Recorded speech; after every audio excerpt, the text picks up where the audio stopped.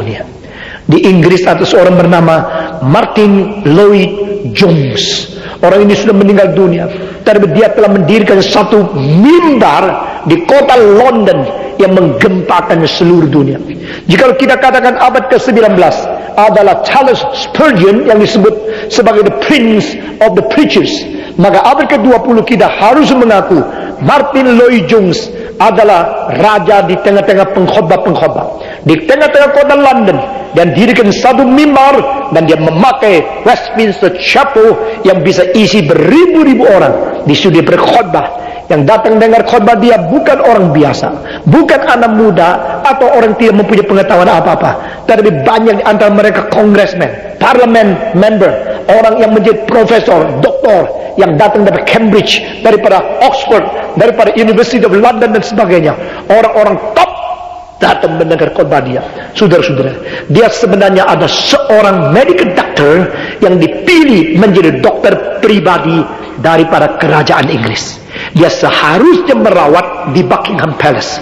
Seharusnya dia mendapatkan uang luar biasa banyaknya. Saudara-saudara, tapi pada satu hari Martin Lloyd Jones mendapatkan panggilan Tuhan, dan dia berkata, aku menyerahkan kedudukan yang tinggi di dalam kerajaan. Aku menyerahkan satu penghasilan yang besar di dalam istana, dan saya menjadi hamba Tuhan. Semua orang bilang, lu gila lu. Ribuan dokter mimpi-mimpi bisa mendapatkan posisimu, tapi akhirnya engkau meninggalkan. Dia mengatakan, saya mempunyai pandangan yang diberikan oleh Tuhan. Kehendak Tuhan lebih penting daripada keuntungan pribadi. Saudara-saudara, dia mulai berkhotbah menegakkan firman Tuhan pada zaman dia masih hidup. Saudara-saudara, saudara tahu orang ini berapa pintar dan berapa limpah pikirannya. Untuk khotbah Efesus pasal 1, dia khotbah 147 kali. Saudara-saudara, pasal 1 saja, dia bukan khotbah dongeng, khotbah menguraikan firman Tuhan yang kaya luar biasa, dan membuat orang begitu banyak yang dirubah.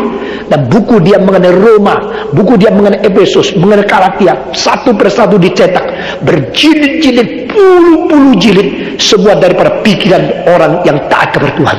Saudara-saudara, pada waktu dia sudah menjadi tua sekali, seorang pendeta yang tua berkata kepada saya, jikalau Martin Lloyd Jones sejak mudanya tidak menyerahkan diri kepada Tuhan, waktu dia tua, mungkin dia punya pound sterling itu angkanya 000, luar biasa banyaknya.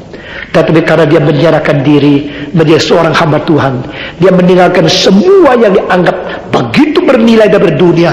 Saudara-saudara, pendeta itu mengatakan, karena dia menyerahkan diri, maka kekristenan mempunyai warisan yang begitu banyak untuk penggalian firman Tuhan.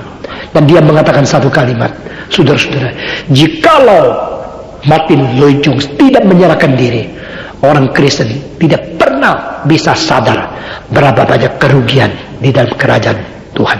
Saudara-saudara, cara Tuhan bekerja begitu heran. Begitu banyak orang yang mau pergi ke tempat yang begitu sulit. Ada orang yang rela mengorbankan pekerjaan yang begitu penting. Ada orang membuang segala kekayaan untuk pekerjaan Tuhan.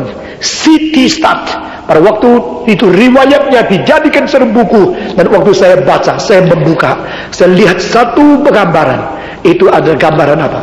Gambaran gubuk yang berada di Afrika. Itulah tempat dia melayani Tuhan. Gubuk yang kecil di tengah-tengah Afrika, tapi di dalam gambar itu, di pucuknya, di satu segi ada satu gambaran, yaitu tentang satu rumah seperti istana, dan di situ tulis, ini adalah rumah asalnya dia berada di Inggris.